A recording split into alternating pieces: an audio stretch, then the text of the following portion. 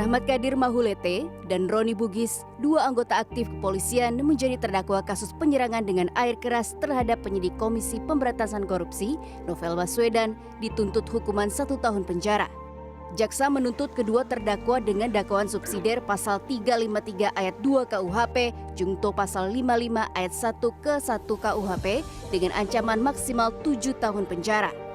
Selain jauh lebih rendah dari ancaman pidana maksimal yang tercantum pada pasal dakwaan subsidiar, tuntutan 1 tahun penjara ini juga lebih ringan dibandingkan tuntutan terhadap terdakwa kasus penyerangan dengan air keras lainnya di Indonesia. Salah satunya adalah kasus di Bengkulu pada 2018. Rika Sonata menyerang suaminya Ronaldo dengan air keras yang mengakibatkan sang suami mengalami luka bakar di tubuh dan wajah. Rika Sonata dituntut 10 tahun penjara. Selain percekcokan rumah tangga, motif perebutan wilayah penjagaan keamanan juga pernah berakhir dengan penyiraman cuka parah. Ini terjadi di Palembang, Sumatera Selatan pada Desember 2018.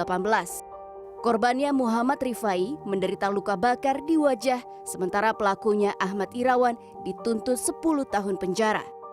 Berdasarkan data Sistem Informasi Penelusuran Perkara, pasal yang digunakan dalam dakwaan primer terhadap terdakwa Rika Sonata dan Ahmad Irawan dalam 2 kasus penyerangan menggunakan air keras atau zat kimia sejenis ini sama dengan pasal yang digunakan dalam dakwaan primer terhadap penyerangan Novel Baswedan.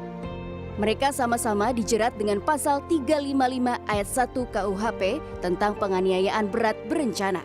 Tetapi dalam sidang tuntutan kasus Novel, jaksa justru menyebut dakwaan primer tidak terbukti lantaran kedua terdakwa dinilai tidak berniat melakukan penganiayaan berat. Dalam dakwaan pasal 355 ayat 1 KUHP tentang penganiayaan berat berencana dengan ancaman pidana maksimal 12 tahun penjara masuk dalam dakwaan untuk kedua terdakwa pelaku penyiraman air keras terhadap Novel Baswedan. Namun dalam sidang tuntutan, jaksa justru menyebut bahwa unsur dakwaan primer tidak terpenuhi. Selain dianggap tidak berniat untuk melakukan penganiayaan berat, jaksa menilai bahwa kedua terdakwa tidak sengaja melukai mata Novel Baswedan.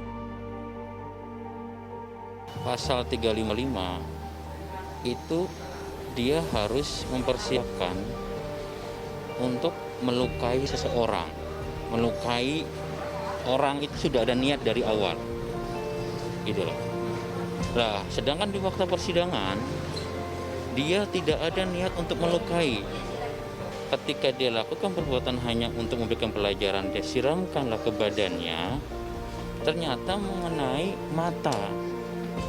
Maka kemudian pasal yang tepat adalah di pasal 353. Ahli Hukum Pidana Universitas Trisakti Abdul Fikar Hajar menyebut dalih jaksa soal ketidaksengajaan para terdakwa sebagai argumen yang tidak masuk akal. Menurut Fikar, tidak ada alasan untuk menghukum ringan para terdakwa. Apalagi kedua terdakwa adalah aparat penegak hukum yang seharusnya melindungi masyarakat. Selain itu, latar belakang Novel Baswedan sebagai penyidik KPK semestinya juga menjadi pertimbangan untuk melihat kasus ini lebih dari penganiayaan biasa. Tapi saya kira hakim bisa mengambil pertimbangan-pertimbangan umpamanya dari sudut pelaku, dari sudut korban, ya itu kalau melihat itu saja ini sebenarnya suatu peristiwa besar gitu sebenarnya, ya. Tapi kelihatannya oleh jaksa itu disimplikasi, disederhanakan gitu, menjadi hanya seolah-olah penganiayaan biasa saja.